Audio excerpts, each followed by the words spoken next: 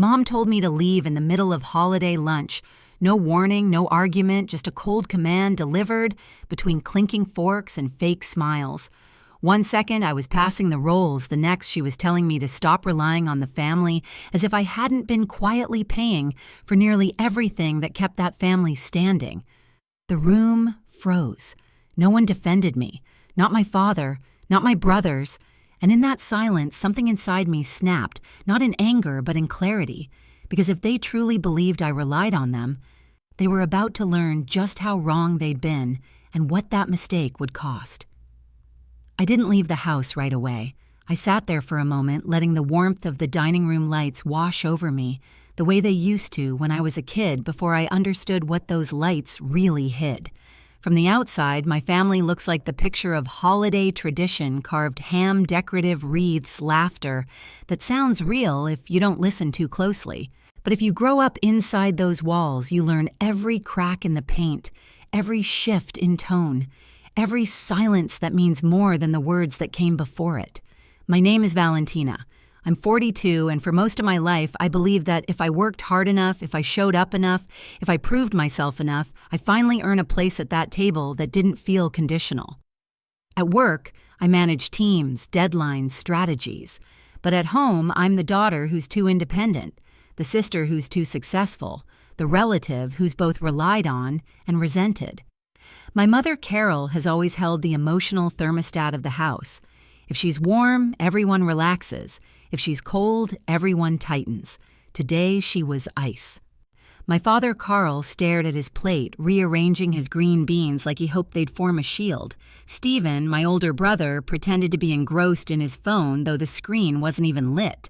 And Bobby, my younger brother, was smirking into his wine glass, half amused, half satisfied, like he'd been waiting years to watch me get pushed out of the spotlight. It wasn't lost on me that they'd all benefited from me quietly, consistently. When Stephen needed help with legal trouble, he called me. When Bobby couldn't cover Mason's tuition, I paid it. When my parents' bills kept creeping higher, I handled them without a word. I did it because I believed family should lift each other up. I did it because I didn't want them to suffer. But mostly, I did it because I hoped it would prove I belonged, even if the evidence always pointed the other way. Growing up, my mother used to say, strong women carry the family on their backs. I didn't realize she meant only one woman, and that woman was me. She never taught my brothers how to shoulder responsibility. She taught them how to hand it off. And they did, over and over, while I told myself this was love.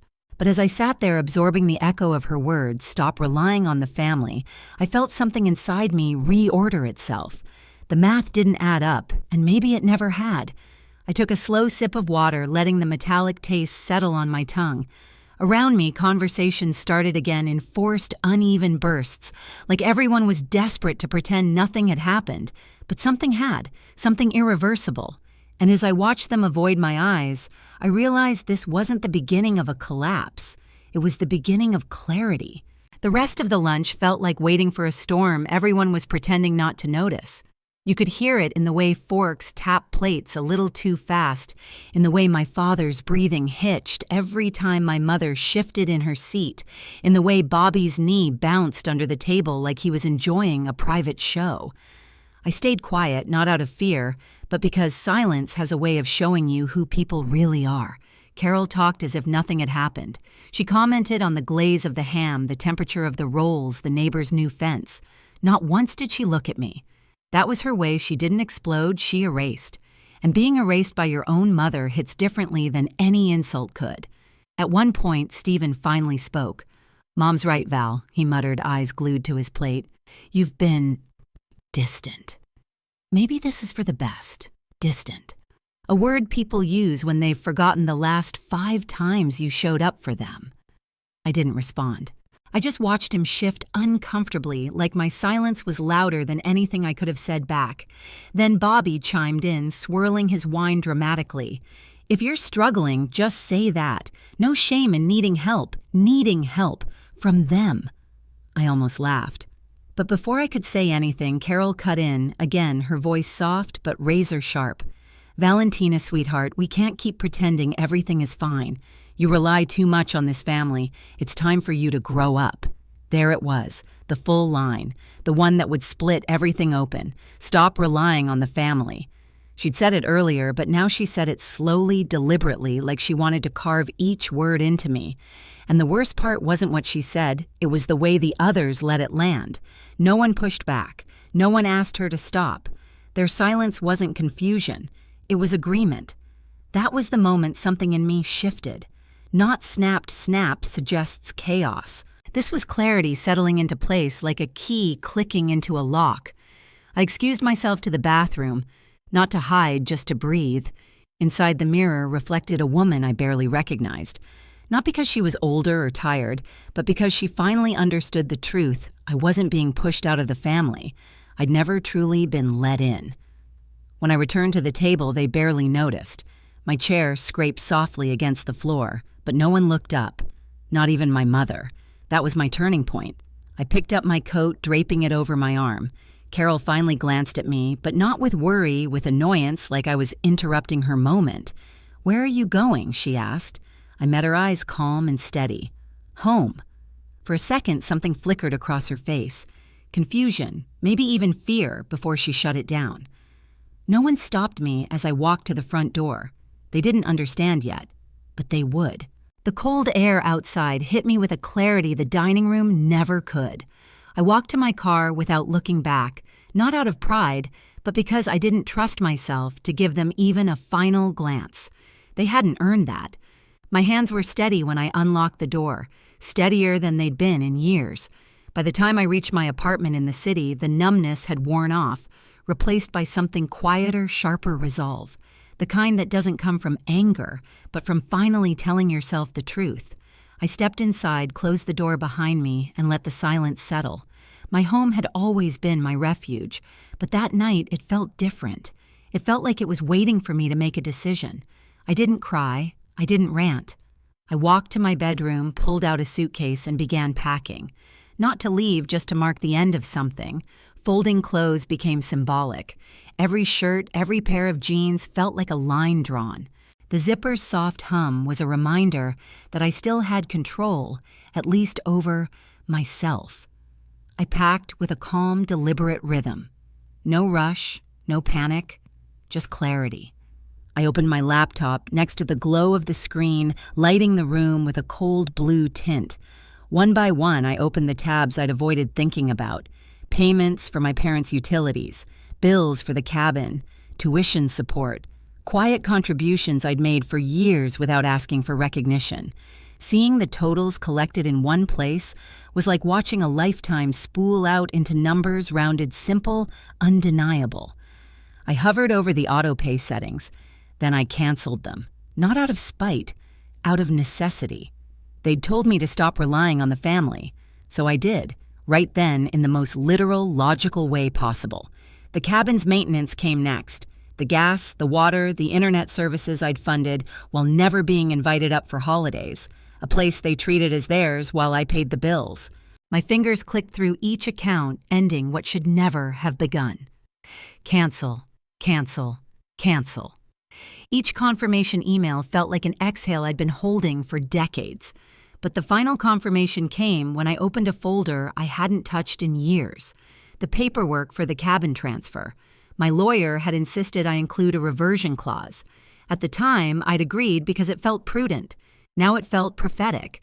If the property was ever contested, if my parents attempted to exclude me from decisions, if they acted against the terms in any way, ownership automatically reverted to me. No fight, no negotiation, just a simple legal consequence. I sat back in my chair, letting the reality settle. They thought they held the power. They thought I was the one who needed them. But the truth had always been the opposite. I closed the laptop, the room falling into darkness, except for the city lights outside. It wasn't revenge, not yet. It was preparation. Because the moment they realized what my silence truly meant, everything would shift, and I would be ready. 3 days passed before my phone rang, not with concern, not with apology, but with entitlement. Bobby's name flashed across the screen. I let it ring twice before answering, just long enough for him to feel the delay. "Val, what the hell did you do?" he barked, skipping any pretense of civility. "The cabin's freezing. The heat won't kick on and the internet's down. Mason was supposed to go up this weekend. Then he'll have to stay home," I said calmly. "What is your problem?" His voice cracked with disbelief, like I'd violated some unspoken agreement to keep enabling him forever. "I stopped paying for things I don't use," I replied. There was silence. Heavy, angry, confused. Then he launched into a tirade about family loyalty, responsibility, sacrifice. Funny how people use those words only when they want something from you. I let him finish, then said, "Only this. You told me to stop relying on the family." So I did. And then I hung up. The next call wasn't from Bobby. It wasn't from Stephen. It came from my father, a quiet, breathy voicemail asking if we could talk things out like adults. The tone was familiar, desperate, but disguised as reasonable. They weren't worried about me. They were worried about what my absence cost them. 2 more days passed before it escalated. A heavy envelope landed in my mailbox. Legal seal. Return address from a law office in the city. Inside a petition, filed by my mother, requesting the court review the cabin transfer, claiming she'd been under emotional distress and hadn't understood the terms, requesting the property revert to her and my father. I sat at the kitchen island reading the papers in a silence so deep it almost buzzed. They hadn't even called first. They went straight to trying to take something that wasn't theirs, not by accident or confusion, but by choice. That was it.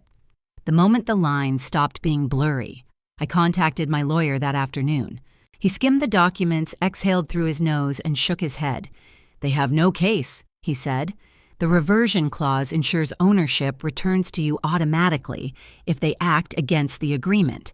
They filed this petition, which means they triggered the clause themselves. So the cabin is mine again, legally effective immediately." I thanked him. Not because I was happy, but because I finally felt certainty, something solid under my feet after years of bending and breaking for everyone else.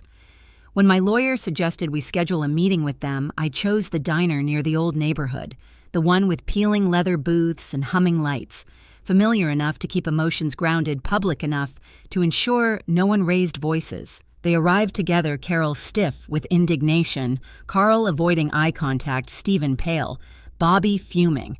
I had already chosen a booth in the back. They slid in across from me like defendants entering a courtroom. My mother spoke first. "Valentina, this has gone on long enough. You've made your point." I studied her face. Not a trace of regret, only annoyance that her plan hadn't worked. "Mom," I said evenly, "I didn't file anything. You did." "That's because you blindsided us," she snapped. "Cutting off the cabin, the bills you can't expect us to. I didn't expect anything I said. That's the difference between us." Her nostrils flared, but before she could interrupt, I placed a thick folder on the table. Not legal documents my own. 20 years of payments, rounded totals, printed lists of utilities, maintenance for their home tuition support repairs, medical bills. Evidence of every quiet sacrifice they'd chosen not to remember. "What's this?" Stephen asked, voice weak. "Everything I've covered since I was 22, I said. My father's eyes skimmed the first page and stopped. He blinked. "You paid this much?" "Yes." "For all of us," Stephen whispered. "Yes." Bobby scoffed, but it sounded shaky. "So what? You think you're some hero we never asked you to?" "No," I cut in, my voice firm. "You expected it." A clear line fell across the table, the truth resting heavy on all of us. I continued calm but deliberate. Mom told me to stop relying on the family. So I did. I stopped paying the utilities. I stopped covering the cabin. I stopped funding the lifestyle you built on the assumption I'd never walk away. My mother stiffened. "You're being dramatic." "No," I said quietly. "I'm being fair." I slid another document forward, the reversion clause. "This is the legal agreement for the cabin. The moment you contested the ownership, everything reverted to me. Automatically. You didn't lose the cabin because of me. You lost it because you tried to take something that wasn't yours." My mother's face froze, and for the first time in my life, she looked afraid. Her face went blank, empty, like someone had pulled the script from her hands and left her standing wordless on stage. My father leaned back, stunned. Stephen stared at his hands.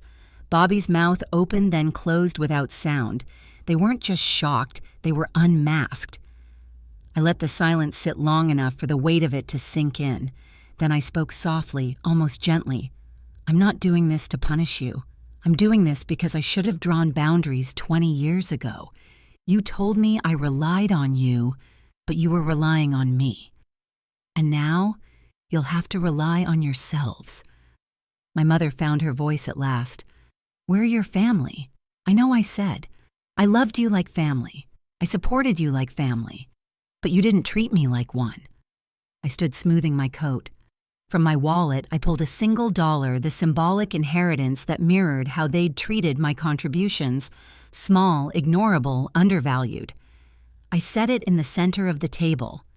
That's all that remains, I said. Everything else I already gave.